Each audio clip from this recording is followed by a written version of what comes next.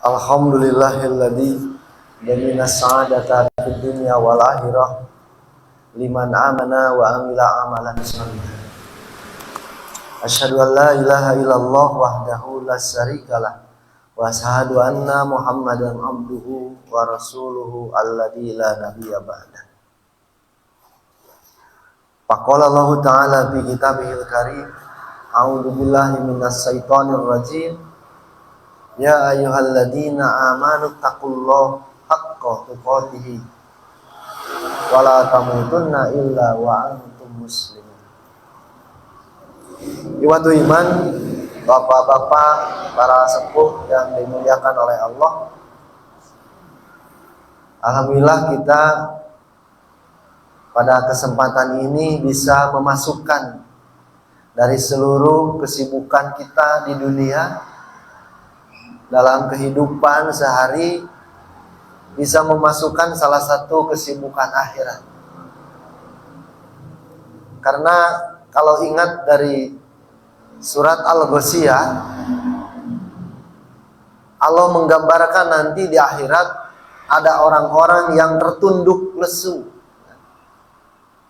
Hal ataka hadisul Ghasyiyah. Kata Allah, telah sampaikah kepada kalian berita mengenai kiamat. Al-Ghasyiyah. Wujuhu yawma idzin khashi'ah. Pada hari itu ada wajah-wajah yang khashi'ah, tertunduk lesu, gigit jari. Artinya mereka tidak mendapatkan apa-apa. Kenapa mereka tertunduk lesu? Amilatun nasibah. Karena perbuatan mereka yang capek kan. Cek Sunda nama tikhothat. Bukan orang yang pengangguran, sanes tukang nangkep tuur. Justru dia adalah orang yang sibuk beramal. Tapi amalnya nasibah, sia-sia. Jadi dengan harapan tadinya bahwa perbuatannya di dunia itu akan membuahkan hasil, dari seluruh kesibukannya, dari pagi sampai malam sibuk. Tapi pada akhirnya nanti mereka, kata Allah, tasla narun hamiyah. Allah sediakan neraka yang akan membakar mereka, yang menyala. Nah, ini justru adalah sebuah hancurnya perbuatan kita di dunia. Dan Allah tidak akan memberikan kesempatan dunia yang kedua. Tidak akan ada dunia yang kedua kali. Ketika telah sampai akhirat, maka selamanya kita tidak akan pernah kembali. Seperti saudara kita, mungkin orang tua kita yang telah pergi, yang telah meninggal, mereka kan tidak pernah kembali. Dasa upami baralik deui mah urang tiasa naroskeun. Kumaha rasana di ditu? Bekal naon nu kudu dicandak? Tapi mereka setelah meninggal kan tidak pernah kembali. Dan mungkin kita pun ketemu kapan atau berapa juta tahun lagi kita akan bertemu lagi mereka. Nah, makanya selama Allah memberi kesempatan, nah kita masukkan dari seluruh kesibukan dunia ini. Misalkan kesibukan kita hari ini ada 10, tambah jadi 11. Salah satunya adalah ikut pengajian, ikut tadarus Al-Quran. Iwatu iman rahimakumullah. Adapun yang akan saya sampaikan malam ini adalah mengenai fikih, ya, sebagaimana yang sudah terjadwal oleh pimpinan Qayyimul Masjid atau DKM. Saya akan membawakan sebuah materi tentang waktu terlarang untuk sholat. Minimal kita dalam hadis-hadis itu menemukan ada 6 waktu terlarang sholat. Mudah-mudahan kita sampaikan 1 jam sampai Isya. Nanti kalau tidak bisa bersambung. Dari 6 waktu terlarang sholat. Karena kalau melihat surat Al-Ma'un kan, tidak setiap orang yang sholat itu diterima.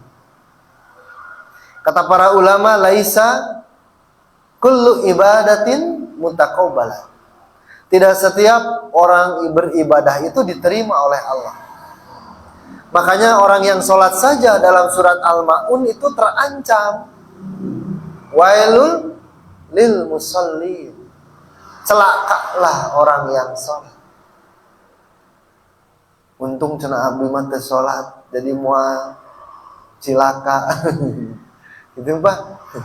Sanesnya berpikirnya jangan begitu. Jadi orang yang sholat saja masih celaka, apalagi yang tidak sholat. Gitu. Dalam surat Al-Ma'un dikatakan 2. Siapa yang celaka itu? Alladzina hum an sholatihim sahun. Yang kedua, walladzina hum yura'un. Mereka adalah orang yang sholatnya sahun, lalai. Kalau kita lihat dalam tafsir Ibnu Katsir, sahun itu adalah sholatnya orang-orang munafik. Sudah datang waktu sholat, tapi mereka melalaikannya. Yang kedua, yura'un, orang yang, nah ini mah terkait dengan niat dan maksud dari amal itu. Jadi mereka yang sholatnya ingin dilihat, gitu kan, yura'un. Bahasa kitanya mungkin ini dari bahasa Arab, riya. Yang sahun, yang lalai, yang celaka itu. Yang kedua yang riya. Padahal orang yang sahun pun sebetulnya mereka, kata Imam Ibnu Katsir mengutip apa yang dikatakan oleh Ibnu Abbas, salah satunya adalah orang munafik. Orang munafik itu dia terlihat sholat ketika banyak orang, dan dia melalaikan sholat ketika sendirian. Orang yang sahun. Nah termasuk orang yang yura'un, riya, juga seperti itu. Kan riya itu tarkul amal li ajlin nas. Kata para ulama, riya itu meninggalkan satu perbuatan, tapi dasarnya karena manusia. Jadi meninggalkan perbuatan buruk. Jadi satu waktu kita tinggalkan perbuatan jelek gitu. Kan bagus Pak ya. Kan meninggalkan perbuatan buruk itu bagus. Tapi meninggalkannya itu li ajlin nas, karena manusia. Jadi yang mendorong dirinya meninggalkan itu bukan Allah, tapi manusia. Hayang dipunten, gitu. Hayang dinilai oleh kepada manusia. Maka itu disebut riya. Wal amalu li ajlihim syirkun. Dan beramal untuk mereka ghairallah, selain Allah itu adalah syirik. Kan riya itu termasuk kata Rasulullah syirkul asghar, syirik yang kecil.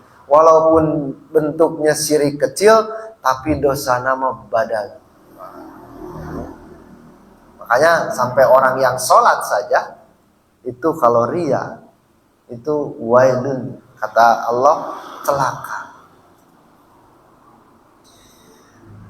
Saya ingat kata dalam salah sebuah kutipan, Ali bin Abi Thalib pernah menyampaikan, Pak, ada 3 ciri riya.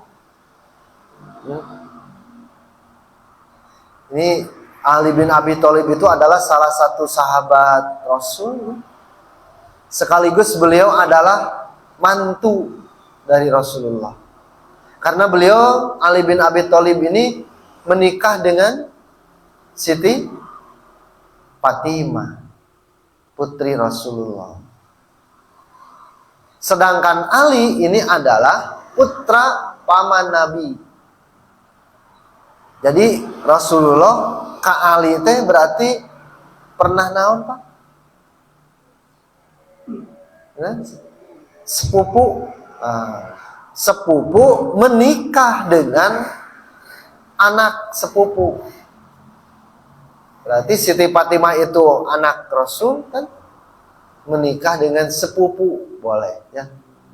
Seperti sepupu dengan sepupu boleh menikah.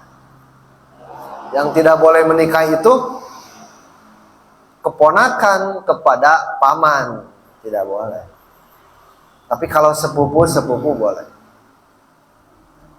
Nah, Ali bin Abi Thalib ini adalah salah satu remaja, golongan dari remaja yang pertama masuk Islam.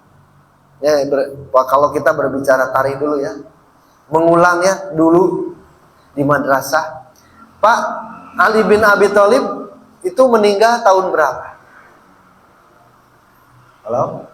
Pak, Ali bin Abi Thalib meninggal tahun 40 Hijrah.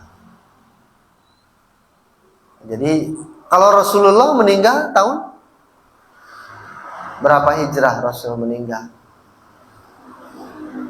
Gentos batarosanana Soekarno meninggal tahun sabaraha? Pak Karno, Presiden RI pertama? Hah? Kapan? Cik, iya atuh gentos batarosanana. Istrina Ikang Pauji, saha namina? Tak apal deh, tak apal. Nya tak apal istrina Ikang Pauji saha? Oh, Marisaha. Meninggal tahun berapa Pak? Tahun kamari. Ya, tahun kamari ya Pak.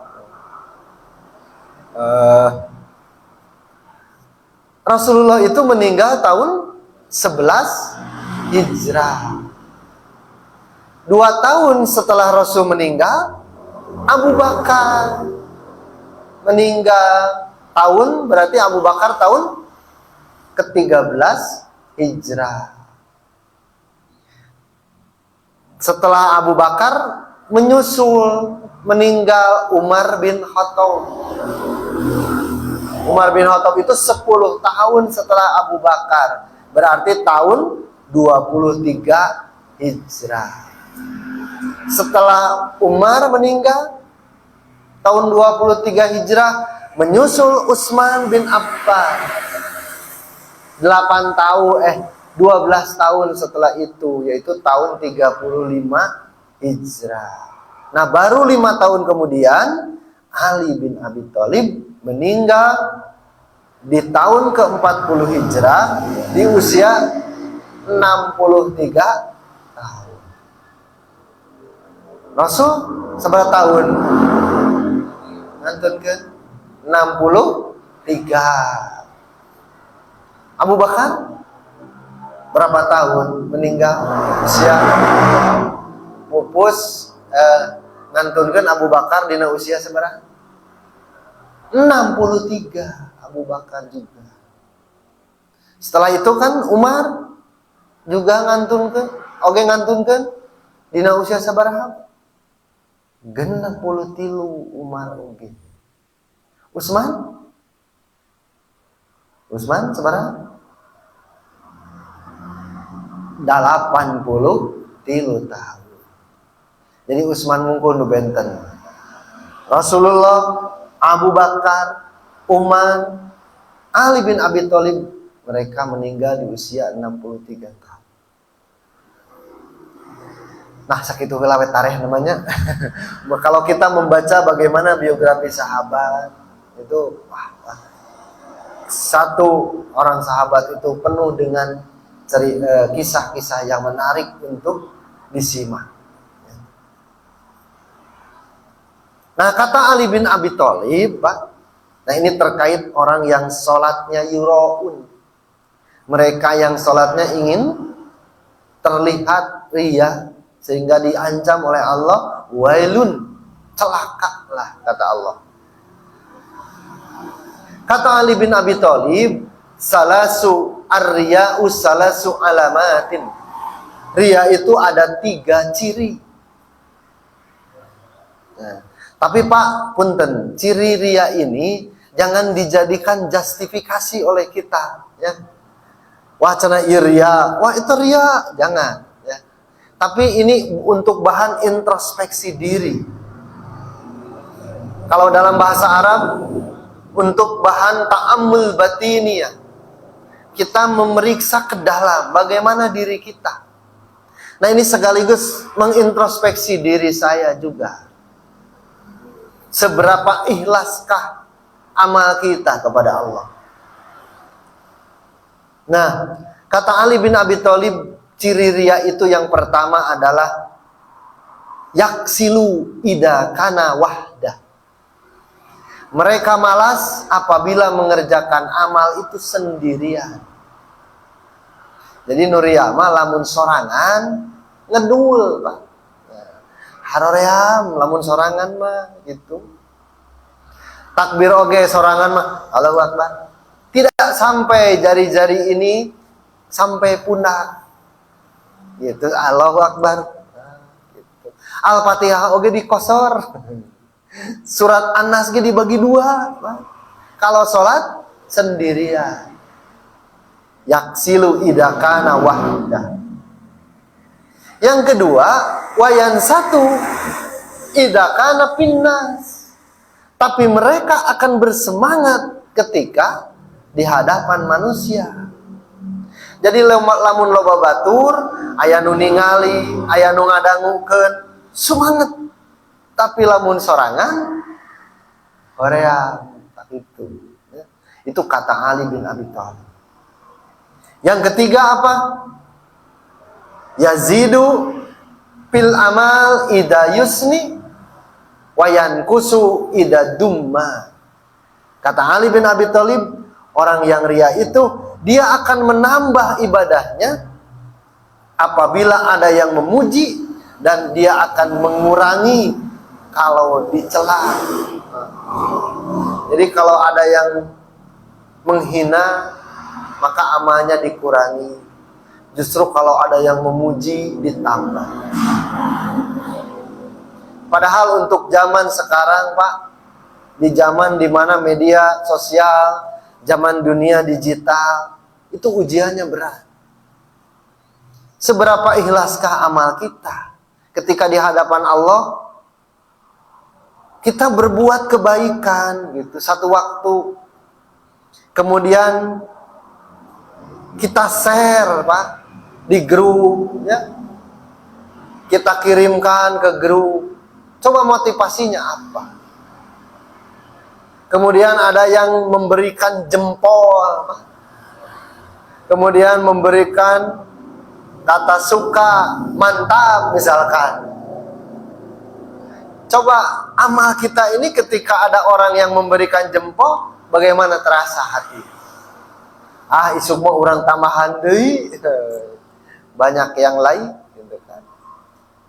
Nah, sementara tadi dikatakan bahwa orang yang ria itu adalah beramal li ajlin nas, mereka untuk manusia. Baheula wae anu teu acan zaman kamera, untuk ikhlas itu susah.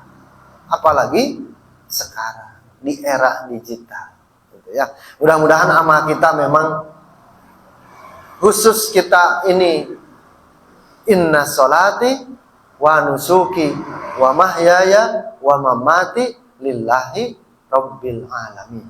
Sesungguhnya sholatku, ibadahku, hidupku, matiku lillahi rabbil alamin. Kita siapkan, kita niatkan semuanya untuk Allah.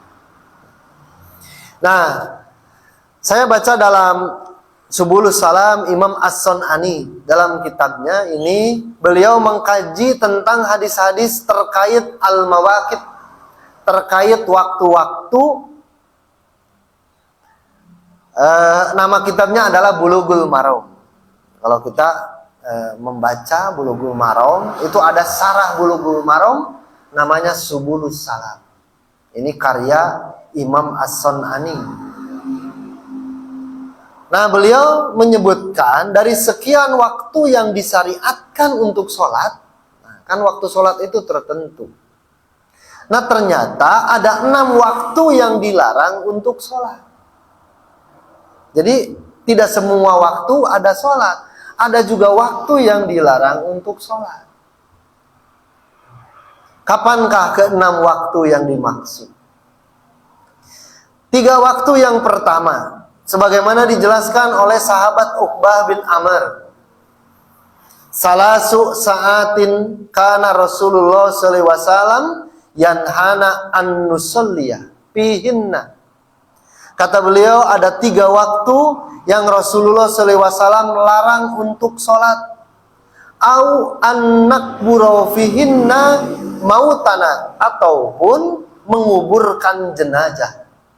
Jadi di 3 waktu ini kita dilarang sholat, sekaligus di 3 waktu ini dilarang menguburkan jenazah. Nah, kalau sudah lewat berarti waktu ini silahkan sholat kembali atau menguburkan jenazah. Hina tatlu'u syamsu bazighatan, yaitu pertama adalah ketika matahari terbit. Mencek bahasa Sunda mah nalika terbit fajar, terbit fajar ya. Naon ieu teh? Meletek panon poe. Nah, gitu nya. Meletek. Meletek na panon poe. Penemu di Pangandaran mah patah teh geuningan. Subuh-subuh teh geus lalumpang. Rek ka mana cenah hayang ningal sunset, sunrise. Wah, dibalik berarti geus lila teu healing. Geus lila teu healing. Sunrise. Ya. Sunrise, sunset. Sunrise. Sunrise. Jadi biasanya munculnya di pantai mana?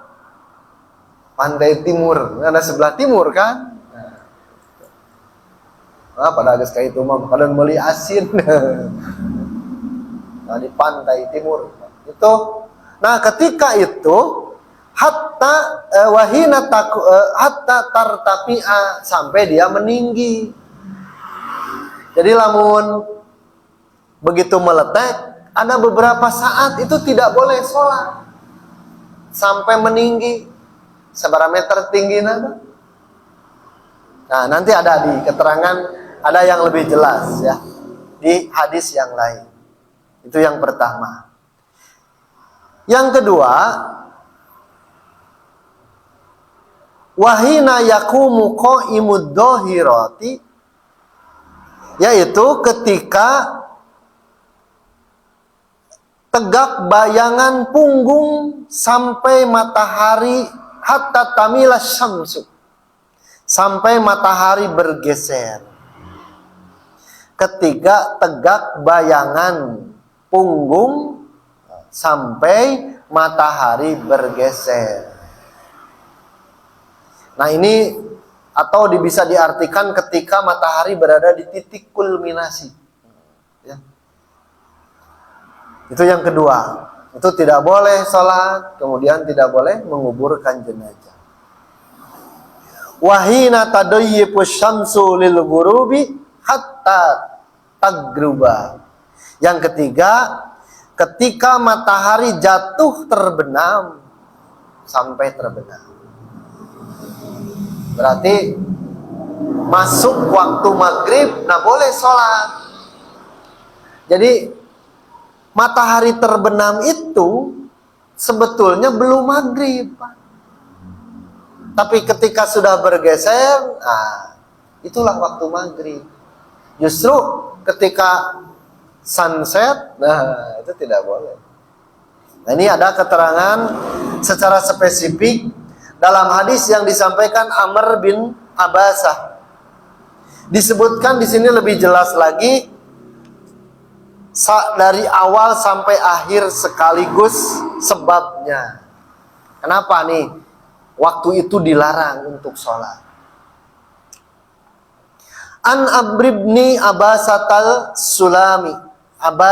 Sulami, dari Amr bin Abasah bin Sulami, annahu qala, sesungguhnya ia berkata, qultu, aku bertanya, kata beliau, ya Rasulullah, wahai Rasulullah, ayyul laili asma'u, waktu malam yang bagaimanakah yang paling didengar doa dan dzikir atau doa dan istighfar kita? Jadi Amr bin Abasah itu menanyakan tentang waktu malam yang paling saat doa didengar. Kan waktu malam itu dimulai dari maghrib sampai subuh, itu malam. Nah, dari sekian waktu malam itu nanti ada saat mustajab. Ya. Ketika kita berdoa, dekat ijabah dengan Allah. Qala, maka Rasulullah menjawab, zauful lail akhiru, yaitu adalah, kata Rasulullah, heningnya malam yang akhir. Zauful lail, heningnya malam yang akhir.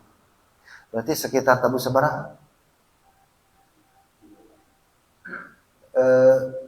Sunat teh non hening teh cemplingna penting terakhir. Ya. Nah itu teh saat-saat baik. Ya. Yang orang jahat pun Pak, biasanya saat-saat terakhir teh eta hening malam, cek maranehna saat terbaik eta oge nu jahat. Gitu kan. Kan rata-rata nu kabobolan malingnya jam-jam sakituan gitu. Tapi Pak, ada fenomena baru sekarang, itu di daerah saya justru adalah awal malam Pak. Beberapa kasus orang yang motornya dicuri itu awal malam. Sementara maghrib kan sibuk. Nah biasanya orang sibuk ke masjid, orang sibuk ibadah, tanu marawa motor teh saat-saat eta ya. Jadi ayat nama sudah bergeser, tidak akhir malam, tapi di awal malam. Sebab akhir malam kadang-kadang berkira rame deh namanya. Buka pasar, buka sawah, jadi cek bangsa teh rame cenah aya nama gitu kan. Nah, justru kita bangun malam di akhir meramaikan malam. Itu dengan kita berniat untuk berdoa kepada Allah. Pasolli, maka kata Rasulullah, sholatlah kamu di waktu itu, masih tak sekehendakmu. Sok sakahayang anjeun, berdoalah, sholatlah maksudnya. Fa inna sholata mashudatun maktubatun. Sesungguhnya sholat pada waktu itu disaksikan dan dicatat. Hatta tusolliya subha, sampai datang waktu sholat subuh. Nah itu berarti, jadi di akhir malam itu ketika zauful lail ya. Summa aksir. Nah kemudian kata Rasulullah, berhentilah kamu hatta tatlu asyamsu, sampai, nah berhenti sholat itu sampai matahari terbit, fatar tapi'a, kemudian matahari itu meninggi, matahari terbit sampai matahari itu meninggi, kisarumhi al rumhaini, seukuran satu tombak atau dua tombak. Kalau matahari terbit setelah satu ukuran, satu tombak, dua tombak, Pak, bayang-bayangnya. Nah itu adalah saat sholat apa Pak? Sholat Id. Sholat Id. Satu tombak adalah sholat Idul Adha. Dua tombak adalah saat sholat Idul Fitri. Kan Idul Fitri itu lebih siang. Nah, pada hari-hari biasa janganlah sholat di waktu itu. Lamun dina sholat id masuk sholat id kan, Idul Adha, 2 tumbak, Idul Fitri. Nah, untuk hari-hari biasa janganlah sholat di waktu-waktu itu. Gitu. Dari mulai setelah sholat subuh.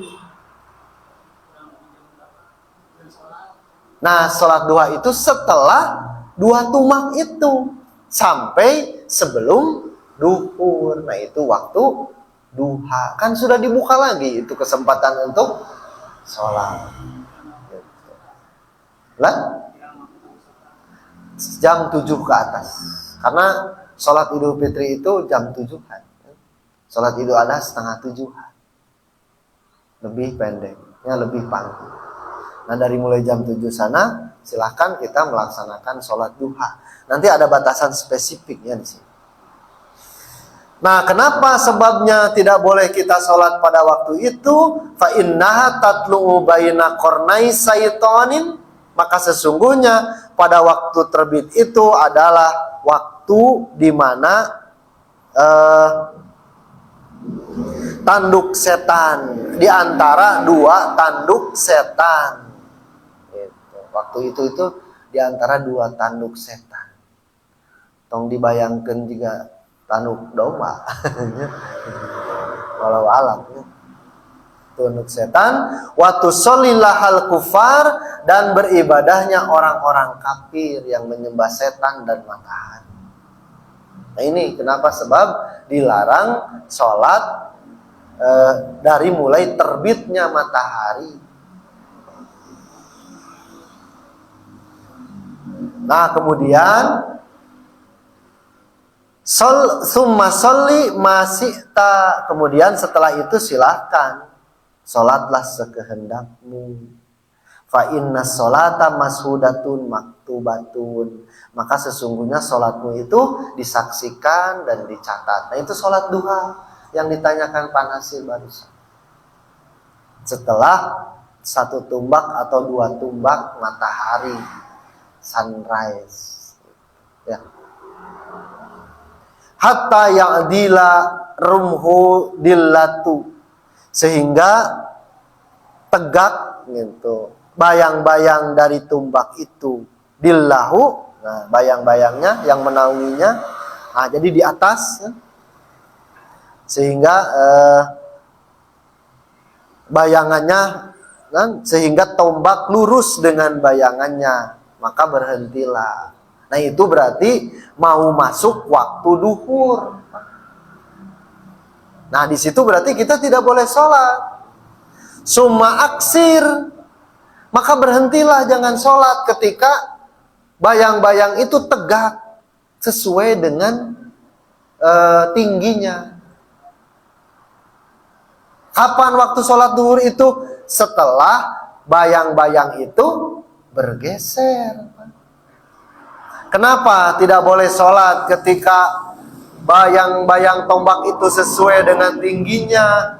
Fa inna jahannama tusjaru, sehingga karena waktu itu neraka jahanam sedang dipanaskan.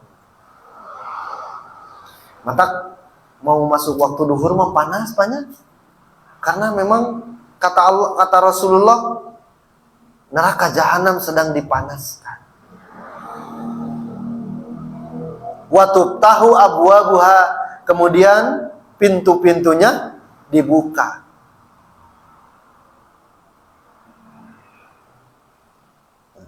Faida zagoti syamsu, maka ketika zagoti syamsu, matahari telah bergeser, pasoli, maka sholatlah masita sekehendakmu. Nah, setelah masuk waktu duhur, silahkan sholatlah sekehendakmu. Fa inna sholata mashudatun, maka sesungguhnya sholat itu disaksikan hatta tusholiyal asra, sehingga datangnya waktu asar, sholat asar. Nah, sebelum sholat sampai sholat asar. Nah, ya, datang waktu sholat asar berarti masuk waktu sholat asar. Makanya batas sholat duhur itu adalah sampai datangnya sholat asar. Kalau sholat asar cuma aksir, berhentilah sholat hatta tagrubah syamsu, sampai matahari terbenam. Nah, ketika matahari terbenam, fa innaha tagrubu baina qarnai saitonin, sesungguhnya terbenamnya matahari itu adalah di antara dua tanduk setan, wa yusolli lahal kuffar, dan mereka beribadah orang-orang kafir penyembah matahari dan setan. Nah, kita dapat dipahami ya, berarti sholat yang terlarang itu adalah setelah sholat subuh, terbitnya matahari sampai matahari lewat 2 tumak. Nah, silakan sholat. Nah, berarti sholat duha yang kita laksanakan itu sholat sunat itu di sana waktunya sampai sebelum duhur. Karena Rasulullah pun ada keterangan lain, saya pernah baca, masih bisa sholat duha sebelum duhur ya. Tapi jangan sampai masuk tegaknya matahari dengan bayangannya. Nah, ketika matahari zagotis syams, matahari telah bergeser, nah itu kurang lebih Pak sekitar 5 menit dari matahari ya. Jadi matahari di tengah-tengah, nah 5 menit kemudian baru boleh sholat. Nah, nanti terkait dengan sholat sunnah, kalau Jumat bagaimana Pak? Kan kadang-kadang kita melaksanakan sholat sunnah, masuk ke masjid, baru saja 1 rakaat, ada duhur, ada Jumat. Berarti dia masuk di 5 menit itu yang tidak boleh. Nah, bagaimana hukumnya? Nah, dari hadis Amr bin Abbasah ini diketahui bahwa larangan sholat pada waktu terbit dan terbenam matahari itu karena tasabbuh, karena menyerupai orang-orang kafir yang menyembah setan atau matahari. Sementara larangan pada siang hari karena dekat dengan neraka jahanam yang sedang dikobarkan dan dibukakan pintu-pintunya. Nah, ini alasannya itu. Kenapa dilarang? Nah, waktu terbit matahari adalah waktu syuruk pada jadwal waktu sholat. Ya. Jadi terbit matahari itu syuruk. Kan ada kalau dalam almanak fajar, kemudian syuruk. Fajar itu awal subuh sampai syuruk. Nah, berarti subuh teh sanes nepi ka lohor. Batas subuh ira nepi ka lohor sanes sampai syuruk. Dari mulai waktu ini sampai matahari tinggi seukuran 1 tombak, itu waktu sholat id. Maka jangan ada sholat apapun, karena itu tasabbuh, menyerupai dengan orang-orang kafir yang menyembah setan dan matahari. Bagi yang tidak tahu, nah kemudian bagi yang tidak tahu waktu syuruk, maka kita mengikuti saran Nabi dari mulai ba'da sholat subuh sampai pagi, waktunya salat id sekitar sampai jam 7 ya. Waktu syuruk itu sampai jam 7-an. Kan waktu salat id itu sekitar waktu sampai jam 7. Jangan sholat waktu bayangan lurus dengan punggung atau tombak. Nah, ini ketika matahari berada di titik kulminasi. Jika menggunakan jadwal waktu sholat, berarti sebelum duhur itu dihitung oleh ahli hisab ketika sudah bergeser. Nah, matahari sudah bergeser, nah itu waktu duhur. Jadi artinya sekitar 5 menitan Pak ya, sebelum adzan duhur. Jadi sebelum adzan duhur 5 menit tidak boleh sholat. Kalau duhur di kita hari ini jam berapa Pak? Jam 11.50. Jam 12 lebih 1? 57 ya. 11.55. Nah, berarti dari 11.50 ya. Jangan ada sholat. Nah, itu waktu. Nah, bayangan yang waktu ketika matahari terbenam. Nah, jadi keterangan tadi berarti sebelum masuk waktu sholat maghrib. Nah, sebab waktu asar maghrib dihitung setelah matahari terbenam.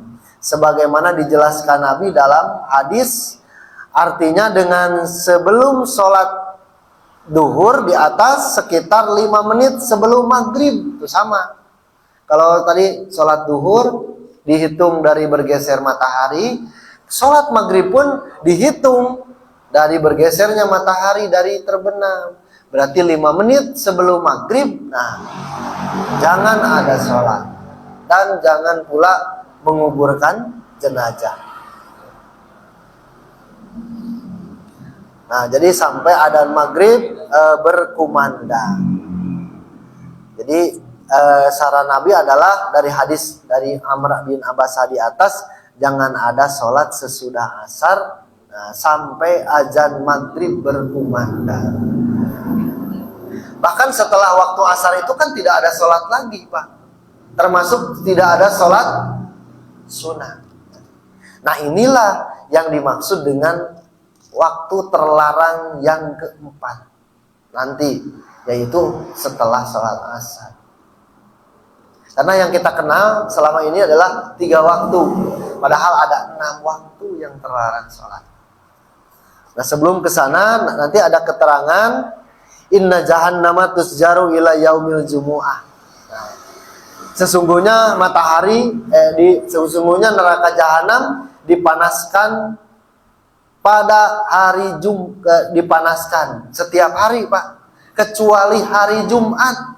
Nah, riwayat ini menyebutkan bahwa jika itu hari Jumat bagi laki-laki, maka tidak terlarang sholat di waktu itu. Jadi 5 menit sebelum duhur itu kan terlarang sholat karena jahanam sedang dipanaskan. Tapi kenapa kalau orang yang sholat Jumat suka melaksanakan sholat? Karena ada keterangan. Karena dipanaskan itu setiap hari, illa yaumal jumu'ati, kecuali hari Jumat. Nah, ternyata hadis ini dijelaskan oleh Imam Abu Daud statusnya dhaif karena mursal. Mursal ini adalah satu hadis yang tidak sampai ke Nabi. Tetapi ada juga riwayat Imam As-Syafi'i dari Abu Hurairah, status dhaif ini juga dikuatkan oleh hadis yang membolehkan sholat intidor. Nah, jadi walaupun hadis ini dhaif, keterangannya matahari neraka jahanam dipanaskan, kecuali hari Jumat tidak dipanaskan, makanya kita boleh sholat, dhaif. Katulungan, Pak, hadis ieu teh dengan adanya hadis tentang bolehnya sholat sunat intidor. Sholat sunat intidor itu sholat sunat menunggu imam. Jadi sebelum imam naik mimbar. Kalau imam sudah naik mimbar berarti sudah datang waktu duhur, waktu Jumat. Aya sholat 2 rakaat intidor 5 menitan. Ayahnya jadi mata orang kaburu kene intidor. Nah, berarti kita itu bukan sholat di waktu yang terlarang, tapi kita sedang melaksanakan sholat intidor. Yang juga oleh perbuatan para sahabat dikecualikan juga. Nah, ini juga secara tempat ternyata di Masjidil Haram pun hadisnya ada, ini dikecualikan. Bagi siapa la tamna'u ahadan yatufu bihadal bait, janganlah kalian melarang seseorang untuk tawaf di Baitullah wa yusolli, dan sholat di dalamnya aisaatin sa'a min lailin aw naharin, di waktu kapan saja, malam ataupun siang. Nah, berarti untuk orang yang secara pengecualian ini adalah satu sebab syar'i, bukan sengaja dilalaikan. Jadi untuk orang yang terkait dengan ibadah di Baitullah boleh, karena kan tidak ada. Yang kedua, dan boleh juga sholat di waktu-waktu itu. Kan tadi terlarang di 3 tempatnya. Boleh juga untuk orang yang sholat di waktu itu, untuk orang yang tidak sengaja, yang lupa, yang ketiduran. Nah ini boleh ya. Jadi lamun orang hilap, aduh can sholat, ingat-ingat rek asup maghrib Pak, kan tidak boleh sholat. Daripada poho teu sholat, dar sholat. Fal yusolli idza dzakaroha, maka sholatlah ketika ia ingat. Rek asup duhur kan, matahari sedang di tengah-tengah, ingat, aduh can sholat subuh. Maka sholatlah ketika ingat. Kan Pak, hari hilap, orang kan di luar kendali manusia. Orang lupa itu kan tidak tahu. Atau orang yang ketiduran. Kalau orang yang tidur, ingat tidak? Tidak. Jadi lamun bapak poho eta teh sarua jeung sare, Pak. Aduh poho, eta teh sare gitu. Karena orang yang lupa sama dengan orang yang tidur. Orang yang lupa bisa diingatkan? Bisa. Orang yang tidur bisa diingatkan? Bisa. Nah, ini berarti mereka masih dalam kendali. Satu hal yang tidak bisa diingatkan adalah orang yang pasti orang mati mah, orang gila, tidak bisa diingatkan. Yang pingsan bisa diingatkan? Tidak ya. Itu di luar kendali yang gila, yang pingsan. Kesadarnya. Nah itulah 3 waktu yang terlarang dan boleh dikecualikan adalah pengecualian berlaku bagi mereka yang karena satu sebab syar'i, bukan sengaja dilalaikan, terlambat salat subuh misalkan, kemudian salat asar, sampai harus salat di akhir waktu yang berarti masuk pada larangan waktu salat. Misalkan salat subuh kaberangan, hudang 6:30, kan dilarang sholat Pak. Nah untuk yang kaberangan, kesiangan, boleh di waktu itu, karena tidak sengaja. Jadi kaberangan sholat subuh ulah kieu reregan tutupkeun lampu pareman, ulah da anger berang gitu. Tapi sholatlah ketika ia ingat. Nah, larangan waktu sholat yang pertama dan ketiga ya berarti masuk ya, orang jadi pada larangan itu. Meski faktanya sholat pada waktu itu terlarang, sebab untuk sholat subuh dan asar yang tidak disengaja terlambat dibolehkan. Ya. Mungkin itu yang untuk pertemuan ini 3 waktu terlarang sholat. Insya Allah nanti kita bahas yang 3 lagi, Pak. Ada 1 lembar lagi. Mudah-mudahan Allah memberikan kita semua kesehatan dan kesempatan umur usia untuk bertemu kembali nanti. Aku qouli hada wa astaghfirullah li wa lakum. Wassalamualaikum warahmatullahi wabarakatuh.